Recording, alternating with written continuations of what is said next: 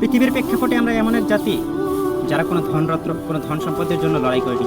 আমরা শুধু আমাদের দেশের ভাষা, আমাদের মাতৃভাষা, আমাদের বাংলা ভাষা পাওয়ার জন্য লড়াই করেছিলাম। এর জন্য আমাদেরকে প্রচুর সংগ্রাম করতে হয়েছিল, প্রচুর লড়াই করতে হয়েছিল। আমরা শুধু চেয়েছিলাম পাকিস্তানিদের আয়ত্ত করা ওই উর্দু ভাষায় আমাদের যাতে কথা বলতে না হয়। আমরা চেয়েছিলাম আমাদের একটা স্বাধীন দেশ থাকবে, যেটা মানচিত্রে স্থান পাবে। আমরা শুধু চেয়েছিলাম এতটুকুই, যাতে করে আমাদের মা বোনরা নির্যাতিত না হয়, যাতে করে আমাদের দিনমজুর কৃষক ভাইরা নির্যাতনের শিকার না হয়, যাতে করে আমাদের ধন সম্পদ ওই পাকিস্তানে তারা পাচার করতে না পারে। এই জন্য আমরা সংগ্রাম করেছিলাম।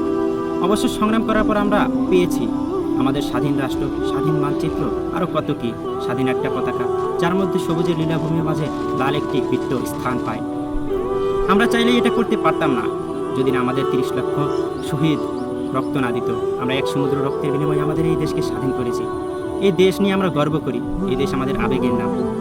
আমাদের অনেক কিছুই আছে, এখন এমন কিছু নেই যা আমাদের আয়ত্তে নেই। প্রত্যেকটি জিনিসই আমাদের আয়ত্তাধীন। আমরা এখন স্বাধীন, আমরা বাংলা ভাষায় কথা বলতে পারি, আমাদের মা বোন এখন সুরক্ষিত। আমরা চাইবো এই আয়ত্তাধীন স্বাধীন রাষ্ট্রকে ধরে রাখতে এবং মানচিত্রকে সারা বিশ্বের বুকে রিপ্রেজেন্ট করতে। আমরা এটা চাই এবং আমরা করিয়েও দেখেছি। বাংলাদেশ ক্রিকেট টিমের কথাই ধরা যাক, তারা কি বিশ্বমঞ্চে আমাদের বাংলাদেশকে পরিচয় করিয়ে দেননি? অলিম্পিকে কি কত শত খেলোয়াড় বাংলাদেশকে পরিচয় করিয়ে দেননি? অবশ্যই দিয়েছে। বাংলাদেশ ফুটবল দলকে উন্নতির শিখরে যায়নি? গিয়েছে। এভাবে আমরা একদিন বাংলাদেশকে নিয়ে বিশ্ব জয় করব।